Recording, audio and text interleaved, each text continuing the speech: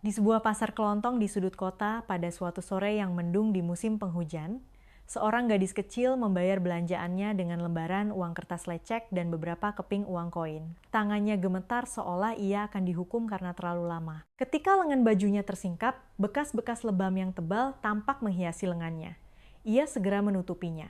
Tolong, bisiknya, jangan bilang siapa-siapa. Seorang konglomerat yang antre di belakangnya melihat apa yang ia sembunyikan, dan kebenaran di balik itu membuat matanya dan semua orang di pasar itu berkaca-kaca. Sebelum kita mulai, beritahu kami dari kota mana Anda menonton. Sungguh mengharukan melihat bagaimana kisah-kisah harapan ini dapat menyatukan kita semua, tidak peduli seberapa jauh jaraknya. Selamat menikmati ceritanya. Hujan deras telah mengguyur Bandung 2 kali pagi itu, dan genangan air masih membandel. Air mengumpul di pinggir trotoar Jalan Cendana dalam gumpalan kelabu pekat yang tak akan mengering sampai matahari memutuskan untuk bersinar terik. Langit menggantung rendah dan putih, dan sore itu memiliki suasana yang khas, terasa senyap dan sedikit janggal, seolah ada sesuatu yang tertahan tepat di bawah permukaan. Warung sejahtera milik Pak Tono telah berdiri di sudut itu selama 32 tahun. Papan nama yang dilukis tangan, sebuah unit pendingin udara di atas pintu yang berderak saat menyala. 2 jalur kasir dengan palang pembatas yang telah aus dan halus karena disentuh tangan selama puluhan tahun. Pak Tono tidak pernah mengusir siapapun dari papan pengumuman komunitas di dekat pintu masuk. Produk sayurannya segar, harganya wajar, orang-orang selalu kembali. Itulah jenis tempat yang masih ada di lingkungan-lingkungan Bandung, di mana orang-orang saling mengenal wajah satu sama lain, meskipun mereka tidak tahu banyak hal lain. Gadis itu masuk tepat sebelum pukul 16.00.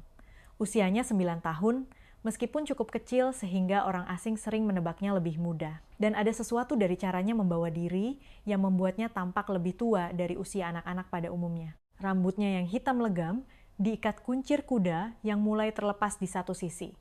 Dia mengenakan jaket yang hampir pas untuk cuaca saat itu, tapi tidak sepenuhnya. Sedikit tipis di bagian lengan, sedikit lebar di bahu, seolah-olah itu milik orang lain sebelum menjadi miliknya. Dia membawa secarik kertas terlipat di satu tangan dan beberapa lembar uang kusut di tangan lainnya. Dan dia bergerak di dalam toko seperti anak kecil yang diberi perintah yang tidak boleh salah. Namanya Sari Dewi. Belum ada seorang pun di toko itu yang tahu. Di dekapannya ada sebuah boneka beruang coklat kecil, satu telinganya pipih, dan bulunya menipis di bagian yang telah digenggam tangan seorang anak selama bertahun-tahun. Sari memegangnya erat-erat tanpa pernah benar-benar melihatnya. Cara anak-anak memegang hal terakhir yang mereka takuti akan diambil seseorang. Dia mengerjakan daftar belanjanya tanpa mengangkat kepala. Roti, mie instan, sekotak kecil susu. Dia memeriksa harga sebelum memasukkan apapun ke dalam keranjang. Dia melewati rak permen di dekat kasir 2 kali dan tidak meliriknya sama sekali. Dan dia selalu memastikan lengan bajunya menutupi pergelangan tangannya, bahkan ketika harus meraih barang di rak bawah, sebuah gerakan hati-hati dan disengaja yang diulang cukup sering, sehingga sudah lama tidak lagi terasa seperti pilihan. Budi Santoso berdiri 2 orang di belakang dalam antrean kasir, masih mengenakan jaket kerjanya. Santoso konstruksi terjahit di atas saku dada. Dia mampir tanpa tujuan khusus, mungkin untuk membeli kopi, atau sesuatu untuk makan malam yang belum ia putuskan. Usianya 54 tahun, dan sejak istrinya, Rebecca, meninggal 18 bulan yang lalu, sebagian besar malamnya dimulai seperti ini, mampir tanpa tujuan ke tempat yang akrab, sebuah keputusan kecil untuk mengisi waktu sebelum harus pulang ke rumah yang menjadi terlalu sepi. Tangannya bertumpu pada palang pembatas, dan ia tidak sedang memikirkan banyak hal. Dia memperhatikan gadis itu seperti orang memperhatikan sesuatu yang sedikit janggal lengan bajunya, bahunya yang tegang, cara matanya melirik ke jendela depan setiap beberapa detik, bukan melamun, tetapi memeriksa, mengawasi sesuatu yang ia duga akan datang. Ibu Linda, kasir berusia 60-an, sedang bertugas, kacamata bacanya tergantung pada rantai manik-manik dengan sikap tenang dan tidak tergesa-gesa dari seseorang yang telah menghabiskan waktu lama belajar bagaimana membuat orang merasa tidak terburu-buru. Dia tersenyum pada Sari dan mulai memindai barang-barang. Sari menghitung lembaran uangnya. Kemudian dia membuka tangan satunya untuk mengeluarkan koin. Jari-jarinya gemetar, mungkin karena dingin. Sekeping uang 500-an jatuh lebih dulu, lalu 2 keping 200-an. Koin-koin itu mengenai ban berjalan dan terpencar, salah satunya menggelinding dari tepi dan jatuh di lantai linoleum antara kasir dan sepatu Sari. Suaranya kecil, keheningan yang mengikutinya Tidak. Wanita di belakang Sari mengeluarkan suara decakan singkat. Pria di belakangnya menggeser berat badannya. Sari berjongkok cepat untuk mengambil koin itu, dan ketika dia menggapainya, lengan kirinya tersingkap. 2 detik, mungkin kurang. Bekasnya gelap, tidak baru, tapi juga belum cukup lama. Sebuah lebam yang menguning di tepinya dan di sebelahnya sesuatu yang lebih buruk, perubahan warna yang tidak memiliki penjelasan yang baik. Jenis luka yang tidak berasal dari kusen pintu atau jatuh. Budi melihatnya sebelum Sari sadar sedang diperhatikan. Sari menarik lengan bajunya ke bawah dan berdiri dalam satu gerakan kencang yang terlatih. Rahangnya mengatup, wajahnya diatur menjadi ekspresi yang berusaha keras untuk tidak menunjukkan apa-apa. Dia meletakkan koin di ban berjalan tanpa melihat Ibu Linda. Ibu Linda juga melihatnya. Dia tidak bereaksi secara kasat mata, hasil dari latihan panjang di tempat, di mana kadang-kadang kau harus menyimpan apa yang baru saja kau saksikan, tetapi tangannya melambat di tombol kasir, dan suaranya menjadi lirih dengan cara tertentu. Dik, kamu baik-baik saja hari ini? Sari menatap mesin edisi. Saya baik-baik saja. Jeda cukup singkat untuk terlewatkan jika tidak memperhatikan, cukup lama untuk dihitung. Tante saya bilang saya harus diam. Kata Sari, nyaris tanpa volume, bukan jawaban, lebih seperti sebuah aturan. Dia mengingatkan dirinya sendiri untuk tetap menjaga rahasia. Ibu Linda mendongak dan melihat melewati Sari, melewati Budi, melewati pelanggan lain keluar jendela menuju tempat parkir. Budi tanpa sadar ikut melihat sebuah sedan merah telah berhenti di jalur darurat. Mesinnya menyala. Cahaya sore yang datar di bulan Februari memantul dari kaca depan dan tidak menunjukkan apa-apa. Budi kembali menatap gadis itu. Dia sudah memasukkan belanjaannya ke dalam kantong plastik. Bergerak cepat sekarang. Melipat bagian atas kantong dengan 2 lipatan, hati-hati yang disengaja, cara seseorang telah memastikannya tahu bagaimana melakukannya. Mata menunduk, lengan baju tertutup. Unit pendingin di atas pintu berderak sekali dan senyap. Lalu bel pintu berbunyi. Sari tidak mendongak, tapi tangannya berhenti di kantong itu. Hanya sepersekian detik, jeda kecil yang tak disengaja, seperti lompatan pada sesuatu yang telah berjalan lama tanpa istirahat. Wanita yang masuk mengenakan mantle wall yang bagus, celana panjang yang disetrika rapi, rambut ditata dengan benar. Dia masuk dengan sikap tenang dan mantap dari seseorang yang terbiasa dengan sebuah ruangan yang menyesuaikan diri untuknya. Tidak terburu-buru, matanya langsung menemukan Sari.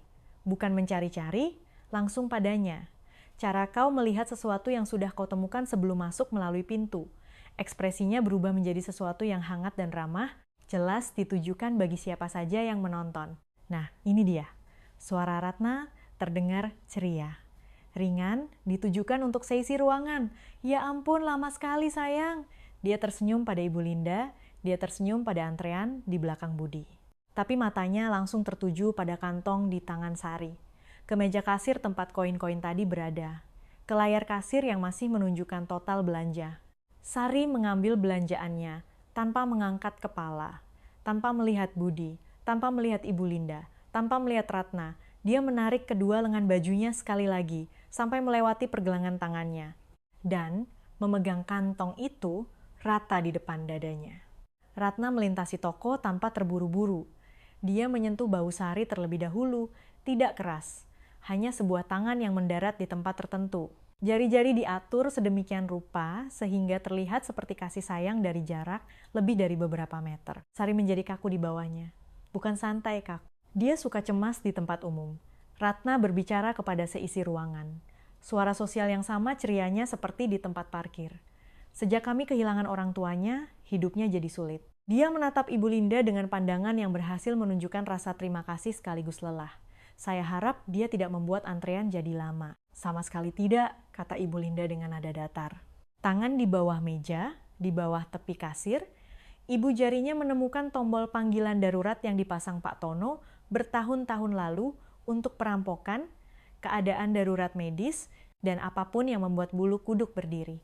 Dia menekannya sekali, lalu menjaga wajahnya tetap tenang. Jari-jari Ratna menekan bau Sari sekali, hal kecil nyaris tak terlihat.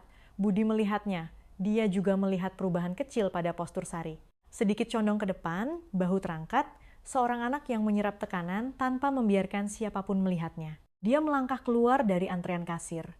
Dia tidak mengumumkannya atau menempatkan dirinya di antara mereka. Dia pindah ke ujung lorong terdekat, mengambil sekaleng sesuatu yang tidak dia butuhkan, dan berdiri di sana, mengulur waktu, menjaga pintu keluar dalam pandangan periferalnya. Mata Ratna meliriknya sekali, cepat, mengukur, lalu kembali ke kasir. "Ayo kita ambil kembalianmu dan pergi," katanya pada Sari, masih dengan nada menyenangkan. "Sepertinya tadi ada koin yang jatuh di sini," kata Budi dan berjongkok. "Tidak ada apa-apa lagi di lantai untuk diambil. Tetapi posisi berjongkok itu menghalangi jalan keluar selama 10 atau 15 detik. Dan itulah tujuannya." Ratna berbalik menghadapnya. Senyumnya tetap terbentuk. "Baik sekali, kami sedang terburu-buru." Tentu Budi berdiri. Jalanan di luar mulai macet. Hujannya deras. Itu bukan percakapan yang brilian, tidak perlu. Itu adalah seorang pria yang mengisi ruang di dekat pintu dengan kata-kata biasa. Sementara orang lain membuat panggilan. Di belakang meja kasir, tangan Ibu Linda sudah memegang ponselnya. Ratna mengarahkan Sari ke pintu keluar. Budi melangkah ke arah yang sama, bertanya pada Pak Tono yang telah muncul di dekat pintu kantor, apakah toko itu menyimpan garam kasar di belakang karena lantainya licin sejak pagi? Dan apakah Pak Tono pernah mempertimbangkan sistem keset pemanas di pintu masuk karena perusahaannya pernah memasangnya untuk sebuah toko di Dago dan mereka sangat menyukainya? Pak Tono berusia 60 tahun dan telah memiliki toko ini sejak ayahnya menyerahkannya kepadanya. Dia melipat tangannya dan menatap mata Budi, lalu memberikan satu anggukan pendek yang berarti, "Saya sudah ambil rekamannya. Saya sudah telepon. Tahan sebentar." Ratna berhenti berjalan. Dia menatap Budi dengan senyum yang menjadi kaku dan diam. "Saya tidak tahu siapa Anda," katanya, "tapi saya akan sangat menghargai jika Anda membiarkan kami pergi. Saya tidak menghentikan Anda, hanya sedang berbicara dengan Pak Tono." Budi Santoso, kata Pak Tono, tidak ditujukan kepada siapapun secara khusus, hanya menempatkan nama itu di dalam ruangan, membuat ruangan terasa tidak terlalu anonim. Ratna memahaminya. Senyumnya menyempit. "Ini pelecehan," katanya, suara masih datar. "Saya seorang majelis di Gereja Harapan Kasih. Saya telah tinggal di lingkungan ini selama 15 tahun. Apapun yang Anda pikir, Anda lihat di sini, Anda salah membacanya. Dia mudah memar, selalu begitu. Saya punya rekam medisnya. Ada yang mau melihatnya?" Sari menatap lantai. Dia menekan kantong belanjaan plastiknya rata di depan dadanya. "Saya jatuh," katanya. Tidak ada yang bertanya padanya. Kalimat itu keluar kecil dan cepat. Seperti kalimat yang diambil dari laci tempat ia disimpan. "Ini salah saya. Saya tidak melihat jalan." Terdengar seperti sudah dilatih. Bukan seperti kebohongan yang dibuat-buat, tetapi seperti kebohongan yang sudah sering diucapkan hingga menjadi lancar. Budi menatapnya. Dia tidak menatap Budi. Pintu depan terbuka dan hawa dingin masuk bersama Bribka Eliana. Dia berusia 40-an dengan jaket departemen di atas pakaian sipil. Dan dia berada 2 blok dari sana ketika panggilan masuk. Dia tidak masuk dengan tergesa-gesa atau pengumuman. Dia masuk membiarkan pintu tertutup di belakangnya dan berdiri diam sejenak membaca situasi ruangan. "Semuanya baik-baik saja di sini," katanya. "Kami baik-baik saja," kata Ratna.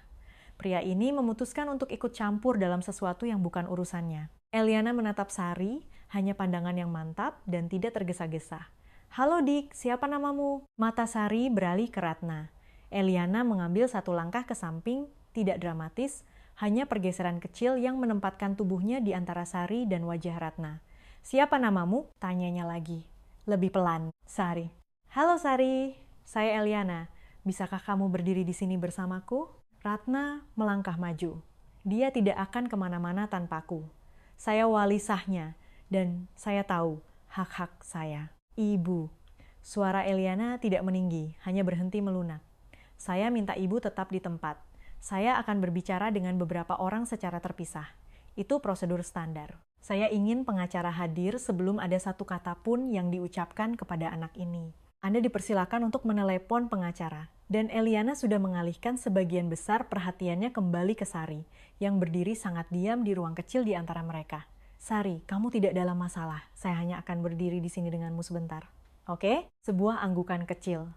Dia terus memegang kantongnya. Pak Tono mengonfirmasi kepada Eliana dengan suara pelan dan cepat bahwa kamera mengawasi jalur kasir dan pintu masuk depan. Dia sudah menarik rekamannya dan menyimpannya ke flash disk. Dia menyerahkan secari kertas terlipat dengan stempel waktu. Eliana melangkah menjauh sejenak dan berbicara dengan Ibu Linda. Ibu Linda menggambarkan apa yang dilihatnya tanpa hiasan. Koin-koin itu, lengan baju, bekas luka, ekspresi di wajah anak itu jelas, akurat, spesifik. Ibu Linda adalah seorang wanita yang telah menghabiskan cukup banyak tahun di belakang kasir itu untuk mengetahui bahwa kebenaran yang diceritakan dengan gamblang lebih merusak kebohongan daripada kemarahan sebesar apapun. Ratna menenangkan diri. Dia melembutkan suaranya dan berbalik ke arah Eliana dengan sesuatu yang terlihat hampir seperti keprihatinan kooperatif. Saya mengerti mengapa Anda harus menanggapi panggilan seperti ini. Tapi dia berkata, sungguh. Tapi Sari punya masalah duka, kecemasan, dia terlihat lebih buruk dari yang sebenarnya, dan orang-orang yang tidak tahu situasi kami langsung mengambil kesimpulan. Saya telah membesarkan anak ini sejak dia kehilangan kedua orang tuanya, dan itu tidak mudah. Dan saya akan menghargai jika diberi sedikit asas praduga tak bersalah. Eliana mendengarkan. Dia mengangguk sekali tanpa komitmen. Lalu dia menatap Sari.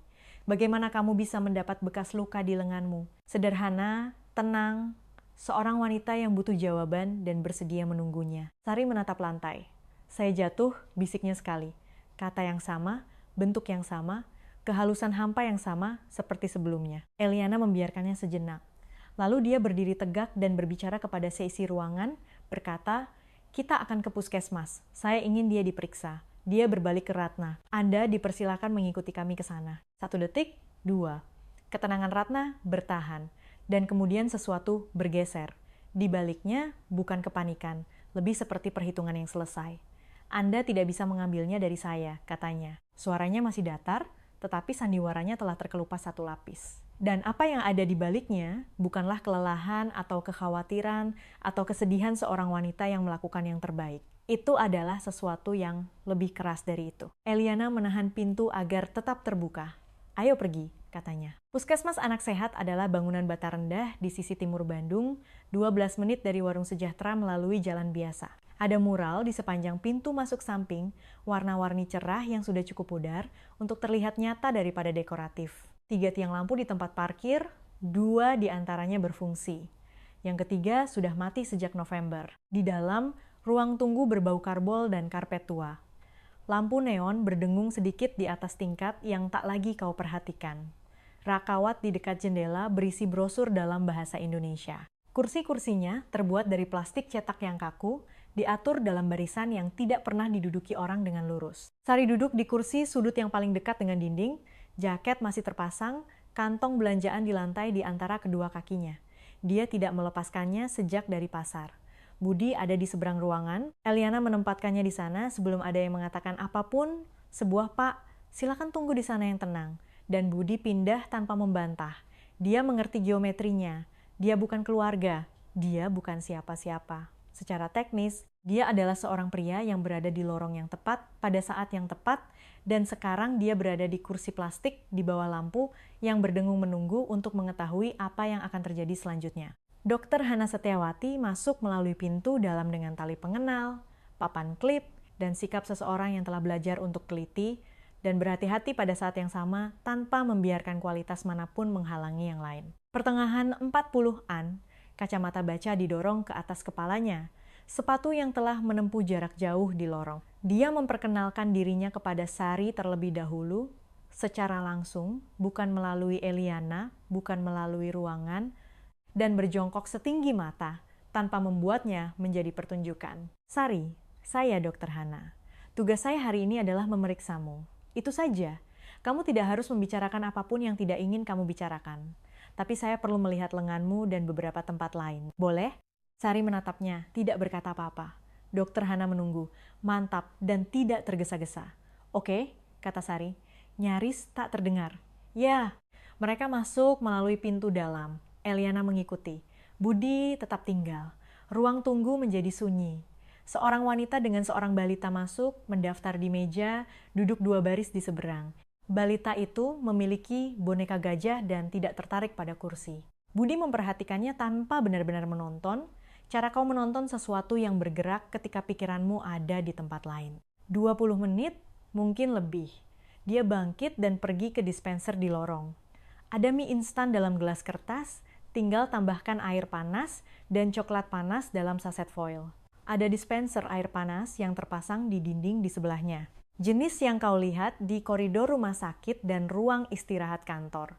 Dia mengisi 2 gelas, membawanya kembali, dan meletakkannya di meja rendah dekat kursi kosong Sari. Bukan di kursinya, di dekatnya. Ketika Eliana kembali sendirian, dia melihat gelas-gelas itu dan tidak mengatakan apa-apa tentangnya. Dokter Hana masih bersamanya. Dia tidak banyak bicara, tapi dia tenang. Budi mengangguk. Dia memutar gelas kertas di kedua tangannya. Bekas lukanya seberapa parah, tidak bisa saya katakan. Dia sudah menduganya. Setelah beberapa saat, dia berkata, "Saya punya perusahaan konstruksi, Santoso Konstruksi. Saya terus merasa seperti pernah melihat anak ini di suatu tempat, dan saya tidak bisa mengingatnya." Dia meletakkan gelasnya. Saya tidak tahu mengapa saya mengatakan itu. Eliana menatapnya. Sesuatu di balik matanya menyesuaikan diri. Anda pikir Anda kenal keluarganya? Saya tidak yakin. Mungkin. Dia menggelengkan kepalanya sedikit. Mungkin bukan apa-apa. Dia menulis di buku catatan kecilnya dan tidak mendesaknya. Dokter Hana keluar beberapa menit kemudian, menilai 2 cangkir di atas meja, dan menatap Budi dengan ekspresi yang mengukur, tanpa menjadi tidak ramah. Dia belum makan sejak pagi ini, sejauh yang saya tahu. Saya buatkan mie dan coklat panas. Saya tidak tahu apakah saya akan tanyakan padanya. Dia mengambil kedua gelas itu. Dia akan kembali ke sini untuk menunggu sementara saya membuat beberapa panggilan. Anda bisa tetap di ruangan ini. Beri dia ruang. Jangan mendekatinya, jangan menenangkannya. Oke? Saya serius dengan bagian terakhir itu. Dia sudah lama membaca orang dewasa dan mengelola mereka. Dia akan memperhatikan semua yang Anda lakukan. Dia bilang dia mengerti. Dia bersungguh-sungguh. Sari kembali melalui pintu dan berdiri di ambang pintu sejenak, mengamati ruangan. Lalu dia pergi ke kursi sudutnya, kantong belanjaan yang ditinggalkannya. Dia menariknya lebih dekat dengan kakinya. Dokter Hana meletakkan mie dan coklat di meja di depannya. Bapak yang di sana itu yang membelikannya untukmu. Kamu tidak harus menyentuhnya. Sari melihat gelas-gelas itu. Lalu dia melihat ke seberang ruangan ke arah Budi, pandangan cepat, datar, jenis yang menginventarisasi tanpa memberikan apa-apa. Budi tidak tersenyum atau melambai. Dia menatap matanya selama 1 detik, lalu mengalihkan perhatiannya ke rak brosur, dengan sengaja mengembalikan ruangan itu padanya. Eliana mengambil kopinya dari ambang jendela dan meminumnya. Gerakan biasa, tidak tergesa-gesa, tidak ada yang mengancam, hanya seseorang yang minum kopi. Sari memperhatikan itu. Kemudian dia mengulurkan tangan dan meletakkan kedua tangannya di sekitar gelas coklat itu. Tidak minum, hanya memegangnya. Budi sudah menyiapkan sebuah kalimat, sudah terbentuk sepenuhnya. Bermaksud baik, 3 kata, kamu aman sekarang. Dia hampir saja mengatakannya ketika Dokter Hana menatap matanya dari seberang ruangan dan menggelengkan kepalanya sekali, kecil dan tegas. Dia membatalkannya. Dia benar. Dan Budi tahu dia benar saat itu terjadi.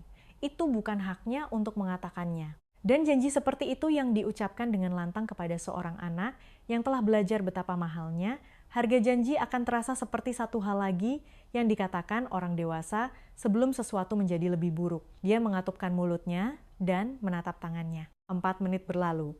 Sari mengangkat gelas dan menyesapnya sedikit, meletakkannya kembali, menarik lengan bajunya ke telapak tangannya. Di seberang ruangan, Budi menghela napas melalui hidungnya, perlahan dan tidak mengatakan apa-apa. Dokter Hana menarik Eliana ke sisi jauh ruangan dan berbicara dengan pelan. Suara cukup rendah sehingga kata-katanya tidak terdengar, tetapi postur tubuhnya cukup mengatakan ekspresi datar dan terkontrol yang dimiliki oleh para klinisi ketika apa yang mereka dokumentasikan lebih buruk dari yang mereka harapkan. Eliana mendengarkan, menulis, mengangguk sekali. Kemudian dia berjalan kembali melintasi ruangan dan berdiri di samping Budi. Dan ketika dia berbicara, suaranya telah bergeser menjadi sesuatu yang lebih disengaja. Ini akan menjadi sebuah kasus malam ini, katanya. Saya akan membuat panggilan ketika saya pergi dari sini. 13, Budi menatap Sari, masih dengan jaketnya, masih di kursi sudut, kantong belanjaan di kakinya, gelas dipegang dengan kedua tangan. Apa yang akan terjadi padanya? Bagian itu akan kita urus, kata Eliana. Tapi ini dimulai malam ini. Pukul 9 malam itu, Dokter Hana telah mengajukan laporan yang diwajibkan. 4, Eliana telah melengkapi surat penahanan perlindungan darurat dan seorang pekerja sosial dari Dinas Sosial Kabupaten telah tiba dengan kaos bersih, selimut lembut, dan formulir yang tidak bisa dimengerti Sari. Ratna tidak diizinkan melewati pintu dalam. Untuk pertama kalinya sepanjang hari, orang dewasa di sekitar Sari tidak memintanya untuk membuat ruangan menjadi lebih mudah bagi mereka. Lampu neon berdengung di luar. Kegelapan bulan Februari telah turun dengan pekat, dan satu lampu yang berfungsi di tempat parkir menerangi lingkaran pucat di aspal yang asin di bawahnya. Sari menyesap coklatnya lagi, sedikit lebih banyak kali ini. Detektif Marco Wijoyo memiliki meja yang tampak seperti tumpukan konsekuensi yang terorganisir.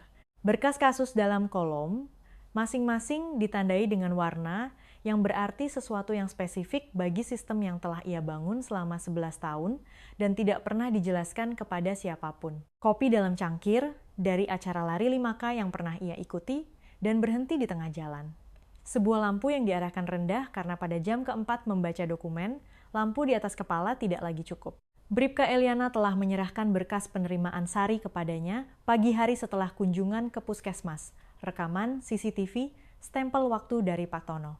Ringkasan dokumentasi Dr. Hanna, laporan dari malam sebelumnya. Marco telah membaca semuanya sebelum kopinya habis setengah. Lalu dia duduk sejenak dengan tangan rata di atas meja, dan kemudian dia mulai menarik catatan. Kasus-kasus finansial tidak mengumumkan diri mereka.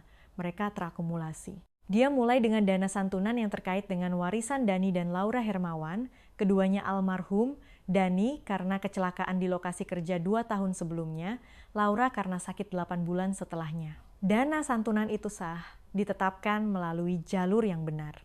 Dana yang sebagian mendukung klaim santunan itu terkait dengan penyelesaian di tempat kerja yang dikelola melalui kumpulan pertanggungjawaban kontraktor. Salah satu kontraktor yang berkontribusi dalam kumpulan itu adalah Santoso Konstruksi. Marco mencatatnya, menandainya, terus membaca. Pencairan dana dilakukan setiap triwulan, ditransfer langsung ke rekening yang dipegang oleh Ratna Wijaya, wali sah Sari yang terdaftar. Semua itu biasa saja. Yang tidak biasa adalah apa yang terjadi selanjutnya. Setiap pencairan diikuti dalam waktu 72 jam oleh serangkaian penarikan tunai. Tidak pernah jumlah penuh itu akan terlalu mudah terbaca. 65% ditarik dalam 2 atau 3 transaksi di lokasi ATM yang berbeda pada hari yang berbeda. Sisanya menunjukkan belanja kebutuhan sehari-hari, pembayaran tagihan listrik, kwitansi perlengkapan sekolah bertanggal tepat sebelum awal semester.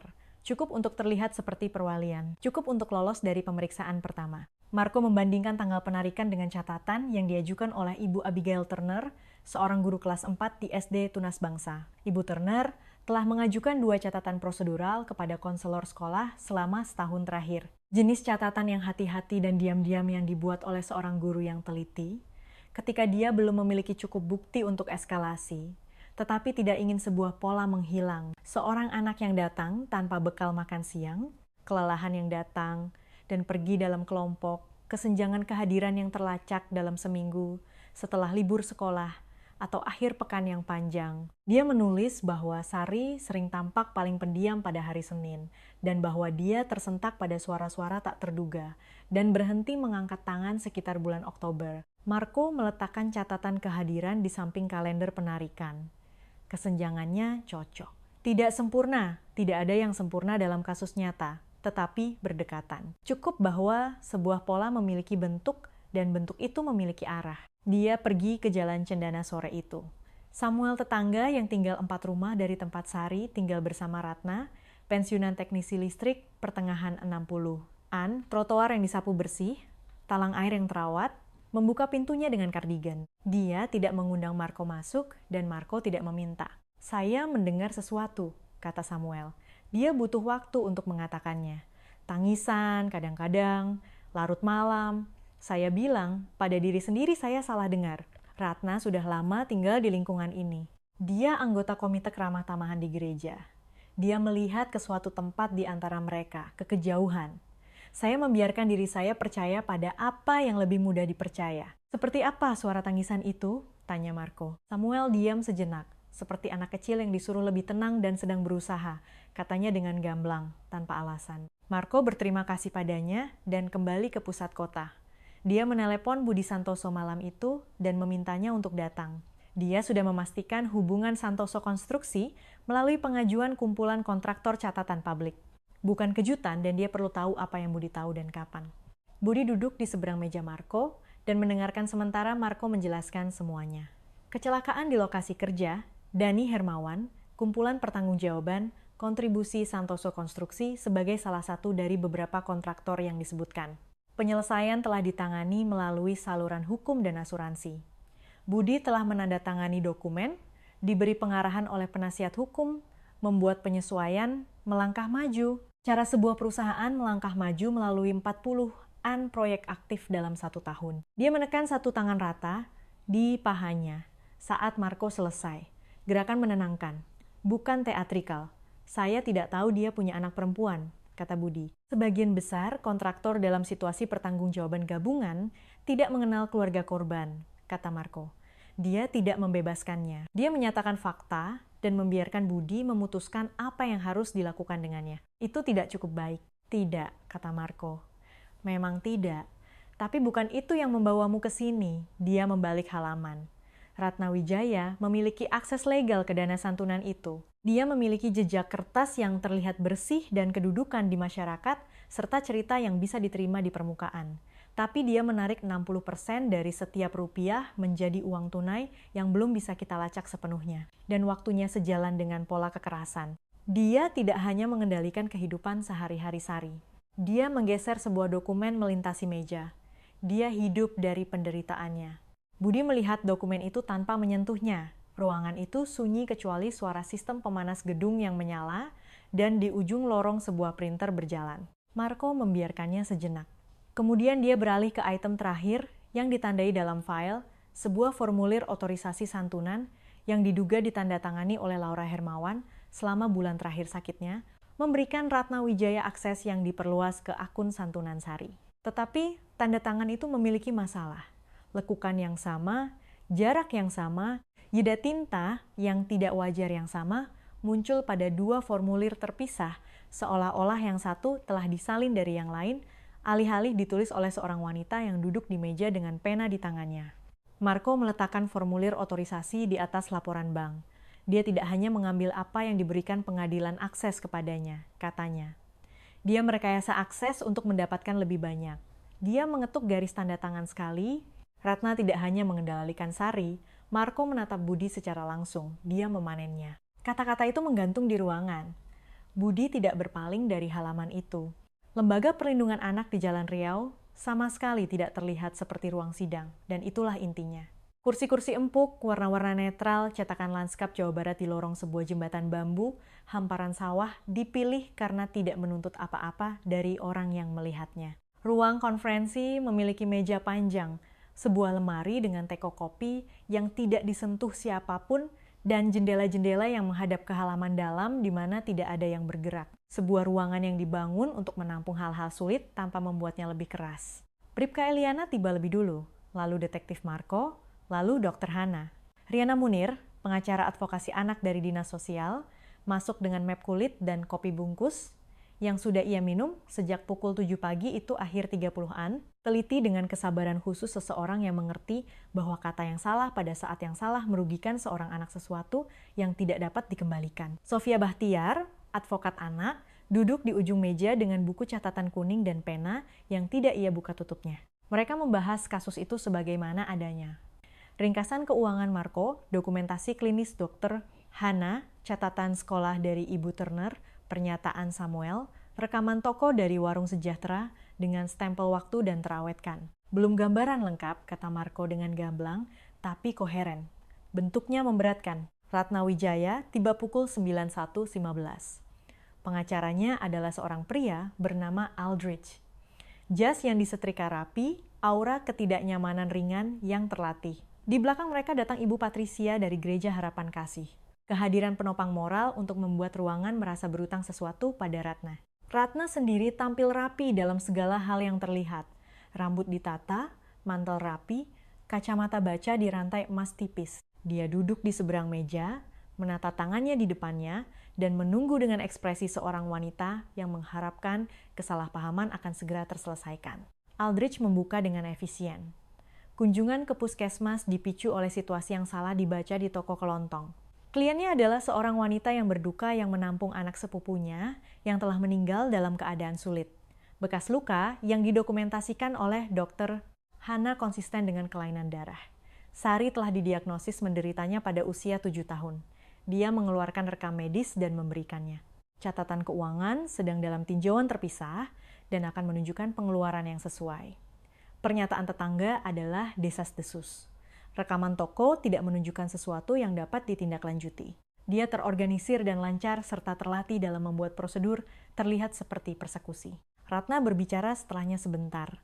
Dia berbicara tentang duka Sari, kesulitan keterikatannya, bagaimana dia mengarang cerita ketika dia kewalahan. Lalu dia berkata dengan pelan, tanpa penekanan tambahan, "Saya mencintai anak itu."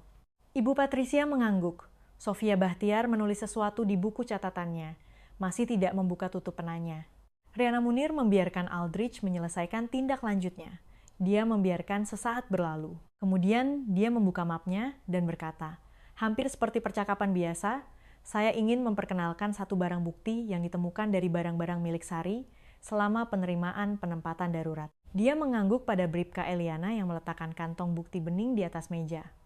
Di dalamnya ada sebuah boneka beruang, coklat, usang, satu telinga pipih karena dipegang selama bertahun-tahun. Jenis benda yang dibawa seorang anak kemana-mana sampai menjadi tak terlihat. Aldrich melihatnya dan menjadi diam secara profesional. Dia belum tahu apa itu. Selama proses penerimaan, kata Eliana, boneka beruang itu diidentifikasi berisi perangkat elektronik, sebuah monitor audio kecil yang dipasang di dalam isiannya, dioperasikan dengan baterai, komponen nirkabel, dia menjaga suaranya tetap datar. Rantai kepemilikan didokumentasikan. Perangkat itu diserahkan untuk tinjauan forensik. Data audio dipulihkan dan dianalisis. Marco melanjutkan tanpa jeda. Rekaman itu dicocokkan dengan lini masa keuangan yang sudah ada dalam bukti pada tanggal-tanggal yang sesuai dengan pencairan dana santunan triwulanan. Audio tersebut menangkap pola kontrol verbal yang konsisten yang ditujukan kepada Sari Dewi. Konten dan nadanya sejalan dengan temuan klinis Dr. Hana. Dia tidak memutar audio itu. Dia tidak perlu. Ibu Patricia menunduk ke meja. Tangan Ratna tetap terlipat di depannya, tetapi sesuatu di balik matanya menjadi sangat hati-hati dan menegang. Sebuah perhitungan ulang. Aldrich membungkuk dan mengatakan sesuatu dengan suara rendah dan mendesak. Dia tidak menanggapinya. Sofia membuka tutup penanya. Monitor itu dicatat dalam catatan penerimaan sebagai tindakan pengamanan, kata Sofia. Sesuatu untuk mengawasi Sari ketika Ratna berada di bagian lain rumah. Dia berhenti sejenak. Kerangka itu tidak berlaku ketika Anda memetakan tanggal rekaman dengan kalender penarikan. Klien saya tidak mengetahui adanya perangkat yang digambarkan sebagai perangkat itu ada di dalam boneka beruang, kata Riana, di kamar Sari, di dalam boneka beruang Sari. Aldrich membuat dua argumen prosedural lagi. Keduanya kompeten, keduanya mendarat di ruangan yang sudah melewatinya, dan dia tahu itu. Hasilnya bukan vonis. Itu adalah keputusan penempatan. Riana menyampaikannya dalam bahasa yang gamblang. Penempatan darurat akan tetap berlaku. Kontak antara Ratna Wijaya dan Sari Dewi akan diawasi dan terstruktur melalui saluran yang ditunjuk saja. Menunggu hasil tinjauan yang sedang berlangsung. Aldrich mengatakan mereka akan menentangnya. Riana mengatakan itu adalah hak mereka. Ratna berdiri dan mengambil mantelnya. Dia melihat boneka beruang dan kantong, buktinya sejenak, tidak lama. Hanya sejenak dan kemudian dia membuang muka dan berjalan menuju pintu. Sari berada di bagian terpisah dari gedung itu, di sebuah ruangan yang ramah anak dengan seorang anggota staf dan sekotak perlengkapan seni. Dia tidak berada di ruang konferensi sama sekali selama proses berlangsung. Tetapi, rute pengawalan Ratna melewati sebuah lorong dengan jendela kecil di sebuah pintu tertutup. Sari sedang di meja menatap sesuatu yang sedang digambarnya. Dia mendongak seperti kau mendongak ketika ada sesuatu yang berubah di udara tepat di luar bidang pandangmu, dan melalui kaca yang diperkuat, dia melihat tantenya berdiri di lorong menatap langsung padanya. Ratna tidak bergerak ke arah pintu.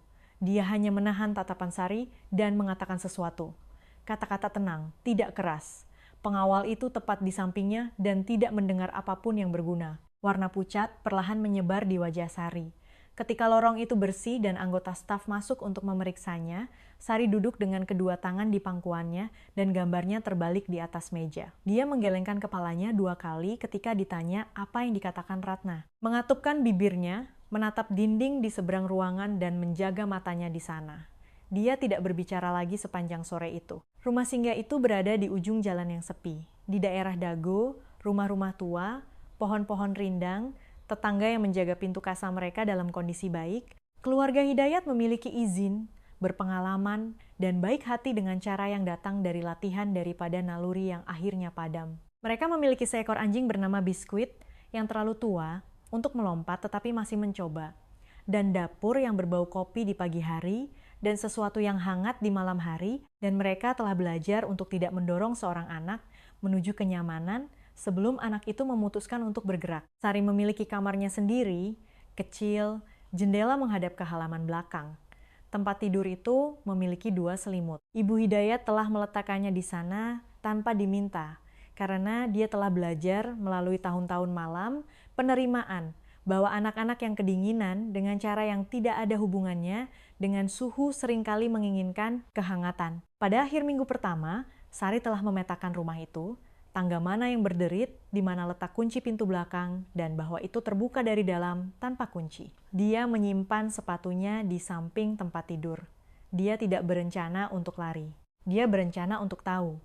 Dia juga menyimpan sebungkus biskuit di laci lemari paling atas di bawah kaos lipat, dan memeriksanya setiap pagi sebelum turun. Di meja samping tempat tidur, sebuah kartu kecil berlaminasi muncul suatu sore. Ditinggalkan diam-diam oleh kantor Sofia Bahtiar kontak aman, nomor telepon untuk dihubungi, tanpa penjelasan mengapa itu ada. Sari melihatnya setiap pagi. Dia belum menyentuhnya.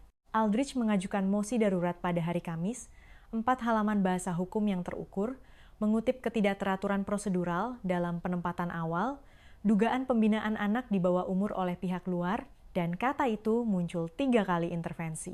Mosi tersebut menyebutkan peran Budi Santoso, pihak ketiga tanpa kedudukan hukum yang keterlibatannya berpotensi membahayakan integritas keterangan anak. Mosi tersebut meminta reunifikasi segera sambil menunggu tinjauan independen. Riana Munir membacanya di mejanya, meletakkannya, lalu mengambilnya dan membacanya lagi. Bukan karena rumit, karena dia memeriksa apakah itu seburuk kelihatannya. Memang seburuk itu. Bukan karena akan berhasil, tetapi karena itu dibangun dengan cukup baik untuk memakan waktu. Dan dalam kasus seperti ini, waktu tidak netral. Setiap minggu mosi itu tetap aktif adalah minggu lain, Aldrich dapat berargumen bahwa penempatan saat ini bersifat sementara, sebuah gangguan bahwa kepentingan terbaik, anak memerlukan stabilitas wali yang telah ia kenal seumur hidupnya, bukan keluarga berlisensi dan pemilik perusahaan konstruksi yang baru ia temui sekali di antrean kasir. Riana menelepon Sofia menelepon Bribka Eliana. Budi mendengarnya dari Riana pada hari Jumat sore. Dia datang ke kantornya secara langsung dan meletakkan mosi itu di mejanya, dan menunggu sementara dia membacanya. Mereka bilang, saya membujuknya, katanya. Mereka menyiratkannya. Perbedaan hukum lebih penting daripada persepsi publik. Dia duduk di seberangnya tanpa diundang, yang ia anggap sebagai sinyal. Saya perlu tahu apakah Anda berpikir untuk diam dalam masalah ini. Apa maksudnya? Artinya Anda punya perusahaan dan dewan direksi dan reputasi yang sudah dibicarakan orang. Pihak lain mengajukan sesuatu seperti ini dan terkadang orang di pihak yang benar memutuskan biaya untuk tetap terlihat lebih dari yang mereka sanggupi. Mereka mundur ke pinggir, membiarkan para profesional menanganinya. Dia mengatakannya tanpa menghakimi, hanya sebagai fakta. Itu pilihan yang dibuat orang. Budi melihat denah lokasi yang terbentang di sudut mejanya. Dia telah menatapnya selama 1 jam dan sebenarnya tidak melihat apapun apa yang Anda butuhkan dari saya saat ini, katanya. Tetap lakukan kunjungan yang dijadwalkan. Jadilah konsisten. Jangan bicara dengan siapapun yang membawa mikrofon. Jangan posting apapun secara online. Jangan jadikan ini tentang diri Anda. Setiap kali Anda muncul saat seharusnya dan tetap diam, itu berarti apa? Sebagai bukti bahwa Anda tidak akan pergi kemana-mana. Tekanan komunitas tidak mengumumkan dirinya. Itu bergerak seperti tekanan semacam itu biasanya bergerak dalam lirikan samping, dalam keheningan khusus yang menyelimuti sebuah ruangan ketika sebuah nama muncul. Seorang majelis dari Gereja Harapan kasih bertemu dengan Pak Tono di toko bangunan dan berkata cukup keras untuk terdengar bahwa beberapa orang tidak punya urusan ikut campur dalam masalah keluarga pribadi. Pak Tono menatapnya sejenak, lalu kembali memilih karet pelindung cuaca. Dia tidak merespons. Dia juga tidak mengubah apapun yang telah dilakukannya. Ibu Linda mengalami minggu yang lebih sulit. 2 pelanggan tetap pindah jalur kasir ketika dia membuka kasirnya. Dia memperhatikan, dia memindai belanjaan pelanggannya, mengucapkan terima kasih, dan bersungguh-sungguh keduanya. Dia kembali lebih awal pada Jumat pagi sebelum truk pengiriman datang. Marco bertemu dengan Budi pada hari Senin berikutnya. Berita tentang dana yang hilang itu spesifik dan tanpa ampun. Sebagian dari dana santunan Sari kemungkinan tidak dapat dipulihkan transaksi tunai di berbagai lokasi ATM, sulit dilacak dan tidak mungkin dibatalkan. Apa yang tersisa berpotensi kembali melalui proses restitusi, tetapi proses itu tidak cepat atau dijamin. Apapun yang dapat dipulihkan masuk ke dalam perwalian yang diawasi pengadilan, kata Marco. Dia tidak bisa mengaksesnya sampai dia dewasa, dan ada syarat-syarat bahkan saat itu. Budi bertanya berapa totalnya. Marco memberitahunya. Budi diam sejenak melihat ke jendela dan jalanan kelabu di bulan Maret di bawahnya. Jika pihak swasta ingin berkontribusi pada perwalian yang dilindungi untuk anak di bawah umur, katanya hati-hati, secara hukum, transparan, tanpa ikatan apakah ada struktur untuk itu. Marco menatapnya. Ada. Itu akan melalui pengadilan, dokumentasi lengkap, tinjauan wali amanat, jejak kertas yang bersih. Kalau begitu saya ingin tahu persis bagaimana cara kerjanya. Marco menulis sebuah nama dan menggesernya melintasi meja. Sore itu, Budi pergi ke rumah keluarga Hidayat untuk kunjungan yang dijadwalkan. 45 menit diawasi di ruang tamu. Sari turun dengan kaos kaki, biskuit duduk di karpet di antara mereka, yang lebih membantu daripada apapun yang bisa mereka katakan. Mereka berbicara tentang hal-hal yang tidak penting.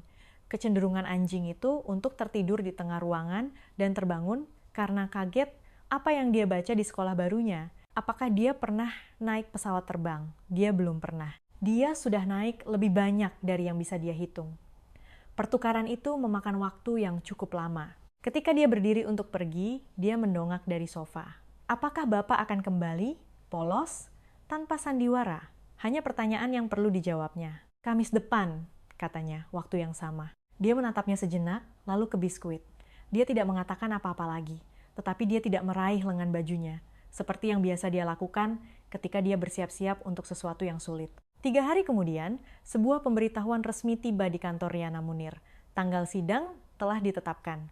Aldrich bergerak lebih cepat dari yang diharapkan, dan kalender pengadilan memiliki celah.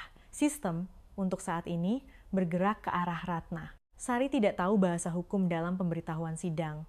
Dia tidak perlu tahu.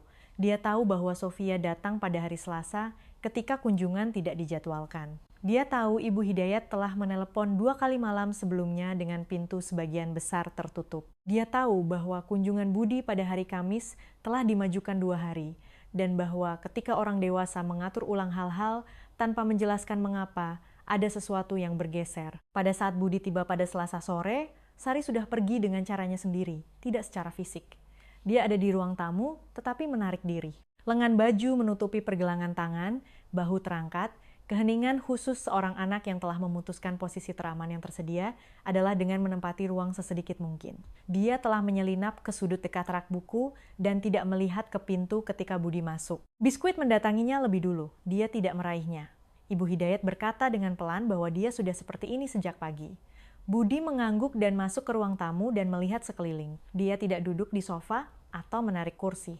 Alih-alih mendekat untuk sejajar dengan matanya, dia duduk di lantai, punggung bersandar di dinding seberang, kaki terulur di depannya, tangan terbuka di lutut. Dia meninggalkan jarak selebar ruangan di antara mereka. Biskuit setelah sejenak duduk di tengah jarak itu dan meletakkan dagunya di cakarnya. Budi tidak berkata apa-apa. Rumah itu sunyi. Jam di dapur, mobil yang lewat di luar. Setelah mungkin 4 menit, Sari turun dari sudut dan duduk di lantai. Tidak dekat, hanya juga di lantai. Dia akan mengambilku kembali, kata Sari, ke arah kejauhan, bukan padanya. Itulah yang coba diputuskan oleh sidang. Dan dia tidak memberitahunya, itu tidak akan terjadi. Rahangnya mengatup. Jika dia mendapatkanku kembali, akan lebih buruk. Begitulah cara kerjanya. Ketika seseorang mencoba mengambilku dan itu tidak berhasil, setelahnya akan lebih buruk.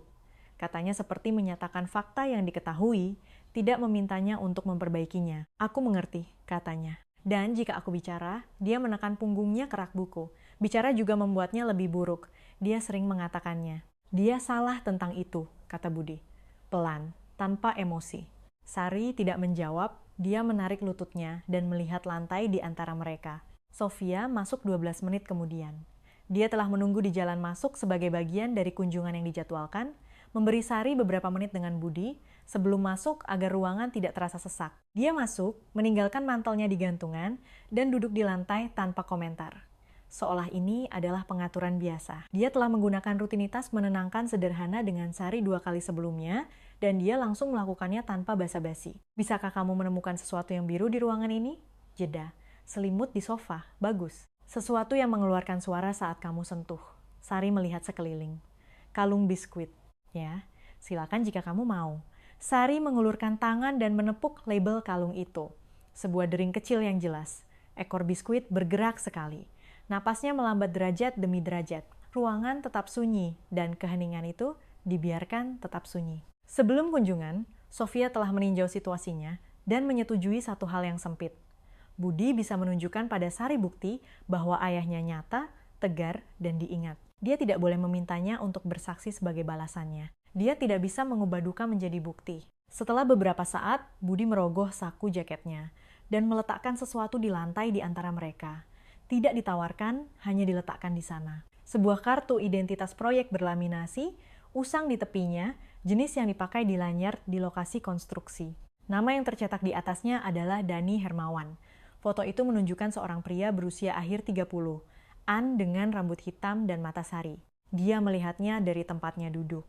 Dia tidak mengambilnya. Itu dari catatan perusahaan kami, kata Budi, dari lokasi tempat ayahmu bekerja. Saya meminta seseorang untuk mengambilnya. Dia berhenti sejenak. Dia masuk setiap pagi. Catatan 3 tahun. Dia tidak pernah absen kecuali lokasi ditutup. Tapi Sari menatap kartu itu. Dia melakukan segalanya dengan benar, kata Budi.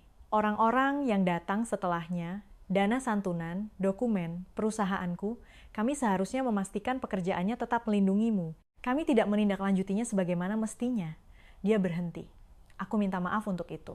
Dia tidak memintanya melakukan apapun dengan permintaan maaf itu. Dia hanya meletakkannya, seperti dia meletakkan kartu itu. Sari menatap wajah ayahnya di foto itu untuk waktu yang lama. Lalu dia berkata dengan pelan, aku pikir diam adalah satu-satunya cara untuk tetap hidup. Dia mengatakannya pada kartu itu, atau pada lantai, dan itu keluar datar dan lurus, tidak patah, hanya benar. Sofia dan Budi membiarkannya. Tak satu pun dari mereka bergerak ke arah itu. Sofia berbicara setelah sejenak. Apakah ada satu hal, hanya satu, yang bisa kamu katakan di depan hakim? Sesuatu yang kamu tahu pasti benar? Sari melihat ke jendela. Halaman belakang tandus dalam cahaya akhir Maret. Tanah lunak karena mencair selama 2 hari. Dia diam untuk waktu yang lama. Dia menaruh monitor di boneka beruangku, kata Sari, supaya dia bisa mendengarku saat aku bicara sendiri. Aku kadang-kadang melakukannya. Dia berkata, jika aku mengatakan sesuatu yang tidak dia suka, saat dia tidak di ruangan, aku akan merasakannya nanti. Suaranya mantap, spesifik, tidak berakting. Itu benar. Aku tahu yang itu pasti. Sofia mengangguk sekali. Dia belum menulis apa-apa. Budi mengambil kartu itu dan mengulurkannya ke arah Sari. Tidak menekan, hanya menawarkan. Dia mengulurkan tangan dengan 2 jari dan mengambilnya dengan hati-hati, seperti sesuatu yang bisa nyata jika dia tidak menggenggamnya terlalu keras. Dia membaliknya, melihat bagian belakang, lalu bagian depan lagi. Bolehkah aku menyimpannya? Katanya. Ini milikmu, kata Budi. Dia memegangnya di lututnya. Dia tidak meletakkannya. Lengan baju kanannya telah tergelincir dari pergelangan tangan saat dia meraih, tidak didorong ke atas, tidak ditarik ke bawah, hanya berada di tempatnya, dan dia membiarkannya di sana. Malam itu, telepon Riana Munir berdering. Marco, aku menemukan kuncinya, katanya. Formulir otorisasi santunan. Forensik cocok dengan tanda tangan yang direproduksi, dan jejak akses bank mengikat Ratna langsung ke penarikan ekstra. Rantai kepemilikan lengkap, cukup bersih untuk bertahan di pengadilan. Riana diam sejenak. Seberapa kuat? Cukup kuat, kata Marco, sehingga Aldrich akan mengalami pagi yang sangat buruk. Sidang berlangsung pada hari Selasa di bulan April. Ruang sidang berbau lilin lantai dan kayu tua. Tidak dramatis seperti ruang sidang di televisi. Itu metodis dan teknis dalam beberapa bagian, dan membutuhkan kesabaran dari semua yang hadir. Formulir otorisasi santunan palsu dari Marco dimasukkan dengan bersih. Pemeriksa forensik bersaksi dalam bahasa yang gamblang. Tanda tangan itu tidak berperilaku seperti tanda tangan segar, yang ditulis sekali oleh tangan yang hidup. Itu membawa pengulangan jarak dan tekanan dari tanda yang disalin. Audio dari kamera boneka beruang masuk melalui saluran yang tepat. Dokumentasi Dr. Hannah dan catatan kehadiran Ibu Turner diserahkan tanpa keberatan. Aldrich membuat argumennya. Dia terampil dan teliti dalam menangani kasus yang telah mengalami keretakan yang tidak bisa dia tutupi. Dan sekitar jam kedua, postur tubuhnya bergeser seperti postur seseorang bergeser ketika mereka mengerti pekerjaan hari ini tidak dapat dilakukan. Sari duduk di kursi yang diposisikan sehingga dia tidak harus melihat langsung ke Ratna. Dia menyimpan kartu identitas ayahnya di saku mantelnya. Dia bertanya pada Sofia, apakah dia boleh membawanya. Sofia bilang ya, dia tidak mengeluarkannya. Dia hanya tahu itu ada di sana. Dia berbicara selama 11 menit, mantap, spesifik, satu kalimat sederhana pada satu waktu. Saya tidak berpikir ada yang akan percaya padaku, katanya. Karena saya hanya seorang anak kecil. Hakim, seorang wanita berusia 60-an, 19 tahun di pengadilan keluarga, menulis sesuatu di catatannya dan tidak langsung mendongak. Ketika dia melakukannya, wajahnya tenang seperti seseorang yang telah melihat banyak hal dan tahu bahwa ketenangan adalah bentuk penghormatan. Hasilnya tidak sempurna. Hasil dalam kasus seperti ini jarang sekali sempurna. Ratna Wijaya menghadapi tuntutan pidana, eksploitasi finansial, membahayakan anak, dan penipuan. 25. Sebagian dana telah hilang dan tidak akan kembali. Apa yang tersisa dapat dilacak dan diperintahkan untuk dimasukkan ke dalam perwalian yang dilindungi dengan pengawasan penuh dari pengadilan. Riana Munir memberitahu Budi semua ini di lorong setelahnya, dengan gamblang, sebelum dia punya waktu untuk membangun versi lain di kepalanya. Apakah dia akan baik-baik saja? Katanya.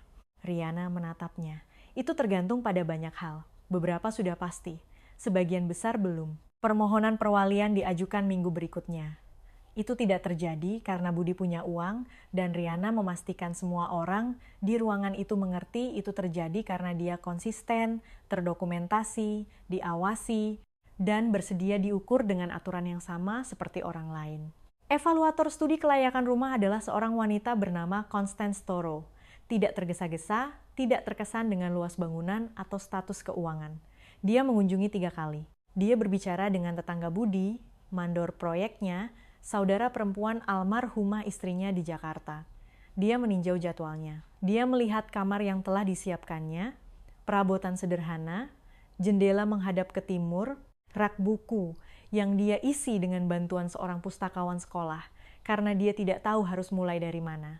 Lampu malam sudah terpasang di stop kontak dekat pintu. Ketika dia bertanya seperti apa perwalian yang diharapkan dalam 5 tahun, dia berkata dia tidak tahu persis, tetapi dia berharap itu akan terlihat seperti terus hadir. Dia lulus. Transisi itu diawasi dan bertahap. 3 kali menginap sebelum minggu penuh pertama. Sari tetap mempertahankan kamarnya di rumah keluarga Hidayat selama masa transisi. Dan Ibu Hidayat memberitahunya kamar itu akan tetap siap sampai Sari mengatakan tidak perlu lagi. Malam-malam pertama di rumah Budi tidak ajaib. Sari memeriksa kunci, pintu depan, pintu belakang, jendela di kamarnya. Budi mendengarnya bergerak pada pukul 2 pagi di malam ketiga. Dia bangkit dan duduk di lantai lorong di luar pintunya tanpa mengetuk, hanya di sana. Dan setelah beberapa menit, suara-suara di dalam ruangan menjadi sunyi. Dan akhirnya, mereka berdua tertidur. Dia menambahkan lampu malam di lorong. Dia menjaga jadwalnya tetap stabil, waktu makan malam yang sama, percakapan singkat yang sama sebelum tidur. Dia tidak memintanya memanggilnya dengan sebutan tertentu. Dia memanggilnya Pak Budi. Itu tidak masalah. Dia berhenti memeriksa pintu belakang setelah 3 minggu. Dia berhenti bangun sebelum fajar setelah 5 minggu. Dia menyimpan biskuit di laci lemarinya. Budi tidak menyebutkannya. Musim semi datang ke Bandung seperti biasanya. Tidak dengan anggun, melewati satu hembusan dingin terakhir, dan kemudian tiba sekaligus di awal Mei dengan lumpur dan udara hangat dan warna hijau khas dari tempat yang telah menunggu. Taman itu dimulai karena Budi pernah menyebutkan sekali bahwa almarhumah istrinya telah membuat bedeng tanaman di halaman belakang dan dia telah membiarkannya terbengkalai. Sari bertanya pada kunjungan berikutnya apakah ada sesuatu yang ditanam. Belum, katanya. Dia melihatnya melalui jendela dapur dan tidak mengatakan apa-apa lagi. Tetapi ketika jadwal menginap pertama dijadwalkan, dia tiba dengan kantong kertas kecil dari toko tanaman. Uangnya sendiri dari kontribusi rumah tangganya di rumah keluarga Hidayat. 2 bungkus benih, sekantong kecil campuran tanah pot. Mereka mengerjakan bedeng itu pada hari Sabtu pagi. Berdampingan, tidak banyak bicara. Budi tidak tahu berkebun. Sari tahu sedikit ibunya pernah menanam rempah-rempah di ambang jendela apartemen dan dia ingat ujung benih mana yang harus dibawa. Dia menunjukkannya padanya. Dia mengikuti pimpinannya tanpa menonjolkannya. Mereka menanam 2 jenis bunga. Satu untuk ayah, satu untuk ibu, katanya dengan gamblang. Budi bilang itu terdengar benar. Dia tidak menangis di depannya, meskipun hampir. Ada ruang ketiga di bedeng itu, Sari membiarkannya untuk sementara waktu. 2 akhir pekan, kemudian dia menekan bibit tomat ke dalamnya, kurus dari nampan toko tanaman, dipilih setelah beberapa pertimbangan. Pada akhir Mei, kantor Sofia diam-diam telah mengatur beberapa perubahan di lingkungan itu. Warung Sejahtera memasang kartu berlaminasi di setiap kasir, sebuah nomor telepon, 4 kata, Anda tidak harus menunggu. Pak Tono membayar biaya laminatingnya sendiri. SD Tunas Bangsa mengadakan pelatihan staf tentang pelaporan wajib dan respons yang berwawasan trauma, didanai melalui anggaran pengembangan profesional distrik, didorong oleh catatan dari Ibu Turner yang membutuhkan 3 draft untuk menyusunnya dengan benar. Puskesmas Anak Sehat menstandarkan protokol penyaringan penerimaan baru, disetujui oleh Dr. Hana, berjalan diam-diam di balik setiap kunjungan anak. Tak satu pun dari itu menyebutkan Sari Dewi. Tak satu pun dari itu perlu. Pada suatu Sabtu pagi di akhir Mei, Budi keluar ke halaman belakang dan menemukannya sudah di bedeng taman, menyiram barisan tanaman dengan selang semprotan lembut, memeriksa tanah di setiap tanaman sebelum dia pindah. 2 bunga telah tumbuh. Bibit tomat telah berlipat ganda tingginya. Lengan bajunya digulung sampai siku. Dia hanya merasa hangat dan tangannya basah. Dan ada pekerjaan yang harus dilakukan. Budi duduk di tangga belakang dengan kopinya dan tidak mengatakan apa-apa. Sari memberi tomat itu minum yang lama dan mempelajarinya. Apakah tomat tumbuh lagi setiap tahun? Katanya. Jenis ini harus ditanam ulang, tetapi jika kamu menyimpan bijinya di akhir musim, kamu bisa menumbuhkan yang baru dari situ. Dia melihat tanaman itu. Jadi, terus berlanjut. Oh, ya, katanya hanya berbeda. Dia memindahkan selang ke ruang yang telah dia bersihkan dan diberi pembatas dengan batu-batu kecil dari gang 2 akhir pekan sebelumnya. Dia tidak memberitahunya apa yang akan dia tanam di sana. Dia tidak bertanya. Matahari sudah di atas atap. Halaman itu cerah. Selang mengeluarkan suara lembutnya di tanah. Dan Sari berdiri di taman dengan lengan baju tergulung, sudah memutuskan apa yang akan ditanam selanjutnya. Dan di sanalah kita akan meninggalkan Sari, berdiri di bawah sinar matahari, lengan baju tergulung, menyirami sesuatu yang ia tanam sendiri. Kisah ini fiksi, dibuat murni karena kecintaan pada bercerita. Tetapi perasaan yang dibangkitkannya, itu sepenuhnya nyata. Kami ingin menanyakan sesuatu kepada Anda, dan kami sungguh-sungguh, momen mana yang paling membekas bagi Anda? Apakah saat koin-koin di lantai, Budi yang duduk diam di lorong itu, Sari yang bertanya, apakah tomat tumbuh kembali? Beritahu kami di kolom komentar. Kami membacanya setiap komentar. Inilah yang terus dibisikkan oleh cerita ini kepada kami. Satu orang yang menolak untuk berpaling dapat mengubah seluruh arah hidup seorang anak. Keberanian yang sunyi itu berarti. Kehadiran itu berarti. Jika cerita ini menggerakkan Anda, silakan sukai dan bagikan dengan seseorang yang percaya pada kebaikan semacam itu. Dan jika Anda belum berlangganan, ayo bergabung dengan kami. Kami menceritakan kisah seperti ini setiap minggu. Lebih banyak lagi menanti Anda di layar akhir sekarang. Dari kami semua, terima kasih telah menyimak cerita ini. Karena peduli pada Sari, dan karena menjadi orang yang menonton sesuatu seperti ini sampai akhir. Itu lebih berarti daripada yang Anda tahu. Sampai jumpa di cerita berikutnya. Jaga satu sama lain dengan baik.